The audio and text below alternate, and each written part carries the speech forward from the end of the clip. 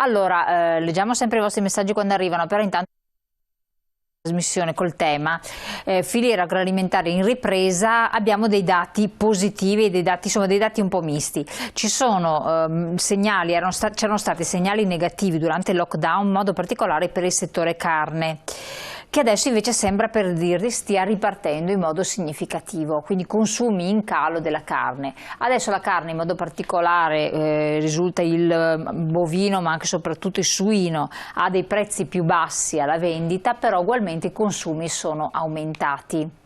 È un buon segno questo, tutto sommato, per quel che riguarda. Dopo ci sono altri ambiti, qua ho altri più 20% complessivo, consumi domestici sono aumentati, insomma c'è tutta una serie di uova, di tutto in più. Sì, ma guardi, sicuramente è un segno positivo, come abbiamo detto all'inizio, l'Istat oggi ci conforta in questo e quindi i consumi sono in rialzo e quindi è un elemento importante per l'agricoltura e per i nostri agricoltori, però la situazione nelle campagne non è proprio così, perché il fatto che oggi più del 25% l'aumento dei prezzi di materie prime per l'alimentazione dei bestiame è aumentato, questo diminuisce ancora di più la redditività delle nostre aziende. Quindi se da una parte oggi abbiamo uno sbocco importante di vendita dei nostri prodotti, dall'altra parte abbiamo un aumento di costi di produzione che determinano una meno redditività delle nostre aziende. Ma perché?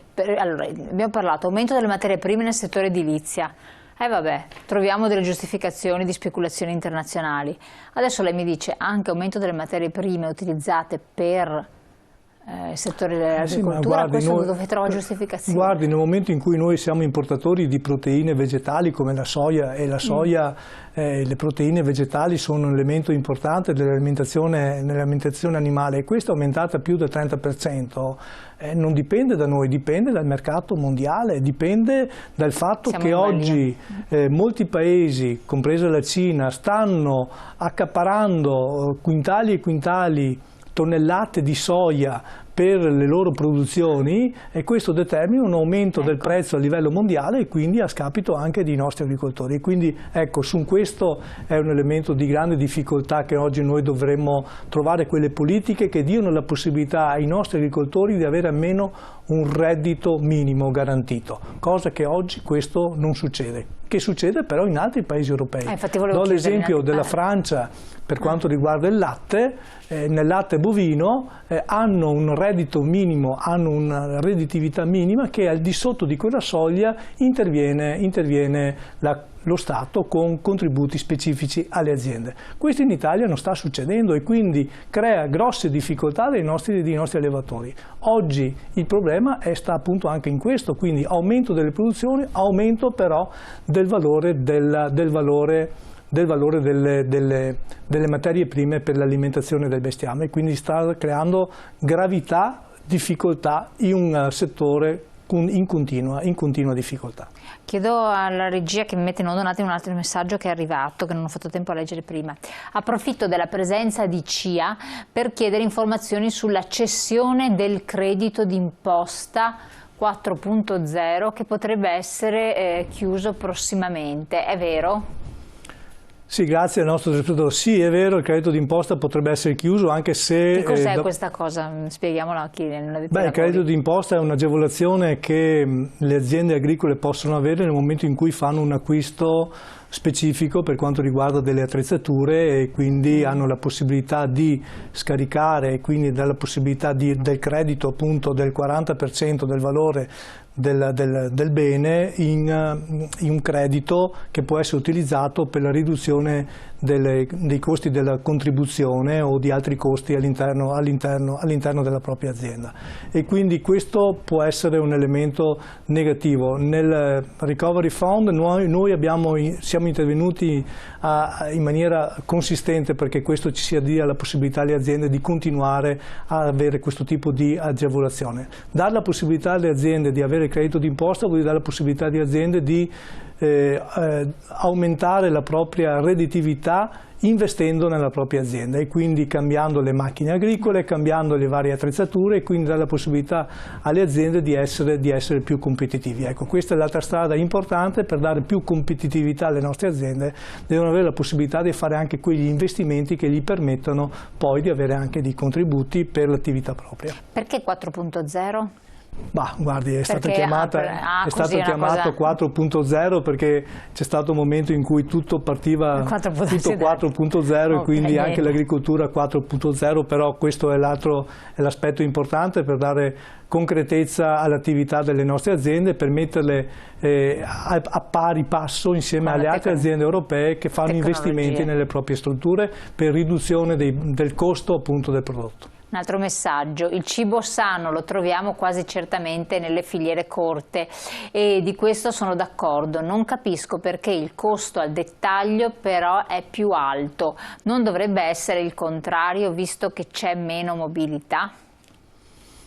Beh, il nostro telespettatore ha ragione, nel senso che generalmente nel momento in cui noi accorciamo la filiera dovremmo anche avere la possibilità di accorciare anche quel valore finale, diciamo. Diciamo però che, come dicevo prima, ai nostri agricoltori va solo il 15% del prezzo finale, quindi questa è una grande battaglia che noi dobbiamo fare insieme con tutti i comparti per dare la possibilità ai nostri consumatori di acquistare quel prodotto ugualmente, però sapendo che accorciando la filiera dà la possibilità agli agricoltori di avere un reddito maggiore. Quindi questa è la sfida che noi oggi dobbiamo mettere in campo.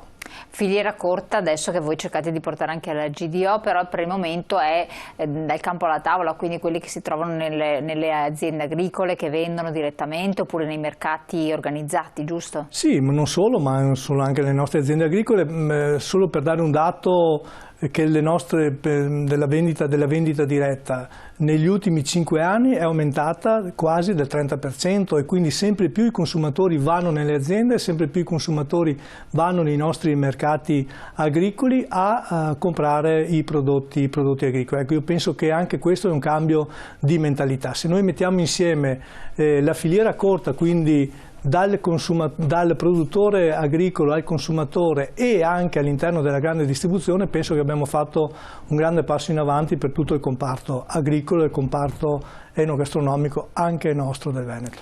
Per trovare i venditori, a Padova, quindi voi avete il territorio di Padova e provincia, poi a livello regionale eccetera, però concentriamoci in quest'area qui. Sul sito internet, da qualche parte, c'è il modo di trovare quelle aziende che producono direttamente, vendono direttamente, in modo che le persone a seconda di dove si trovano possono andare a procurarsene? Questo c'è stato più volte chiesto, una selezione di aziende, non dico certificate, però insomma che in qualche modo sanno di comportarsi eticamente, correttamente, eccetera, nelle varie produzioni. È possibile? Guardi, noi come CIA, ma anche le altre organizzazioni hanno i propri siti, noi abbiamo dal campo alla tavola, sito tra l'altro nazionale in cui le nostre aziende vendono direttamente ai consumatori. Si chiama Dal campo alla tavola. Sì, un sito che tra l'altro è stato costituito in tempo record negli ultimi mesi anche per dare possibilità alle nostre aziende di vendere direttamente ai consumatori e quindi questo sono gli altri elementi importanti e quindi l'e-commerce è l'altro aspetto principale e importante che sempre più le nostre aziende si affacciano a un nuovo mercato, perché prima erano abituate a vendere direttamente ai mercati generali, diciamo, oggi sempre più l'e-commerce e quindi la vendita al consumatore finale passa tramite i siti come il nostro, ma come tanti altri, che danno la possibilità di vendere direttamente ai consumatori finali. Quindi c'è questo annotatevelo perché è in risposta ad alcuni che ci avevano anche scritto per sapere quali sono le aziende agricole tra virgolette aperte. Sempre rifacendomi a delle osservazioni di telespettatori, adesso magari alcuni non scrivono però hanno scritto in passato, gli agriturismi, com'è la situazione e agriturismi con ricettività in qualche modo, è un settore importante anche. Perché consente di aumentare la redditività dell'ambito. È un settore importantissimo, 1500 sono gli agriturismi nel Veneto, 1500 sono tanti. 290 sono a Padova, è un settore di grande importanza, ha avuto una riduzione del reddito nel 2020 pari al 90% come tantissimi altri ristoratori, tantissimi altri ristoranti, bar ed altre attività simili. L'attività agrituristica è un'attività complementare alle attività agricole, quindi oggi c'è elementi di novità importanti anche per questo settore. I nostri agriturismi oggi stanno iniziando un percorso importante, un percorso che portano i consumatori alla ricerca dell'agriturismo, perché poi i nostri consumatori che vanno negli agriturismi vogliono trovare anche la natura, vogliono trovare i loro prodotti, vogliono trovare anche elementi importanti di quello che vuol dire fare gli agricoltori, vuol dire valorizzare il territorio. Quindi l'agriturismo è un altro elemento importante che sorgono all'interno dei nostri territori per valorizzare le nostre produzioni, ma per valorizzare anche il territorio complessivo. Ecco, le produzioni dell'agriturismo, in quanto per lo più c'è una percentuale di produzione propria, una percentuale di produzione anche di altri agriturismi o altre produzioni. Guardi, la legge dell'agriturismo veneto è regionale, è una legge regionale e tra l'altro il 50% di prodotto deve essere prodotto direttamente dalla propria azienda, il 30% può essere prodotto anche da aziende limitrofe, aziende agricole, e l'altro 20% può essere invece acquistato, diciamo, in maniera diversa. E quindi l'80% della produzione dell'agriturismo è produzione certificata, è produzione delle nostre aziende, e quindi è un segno di grande garanzia. E guardi, sugli agriturismi ci sono molti controlli, come che è giusto ci siano, e quindi andiamo sicuri che i nostri agriturismi sono persone serie, ma sono agricoltori che hanno il valore proprio del terreno e il valore proprio della terra. Allora, andiamo nuovamente in pubblicità, poi siamo tra poco di nuovo con voi.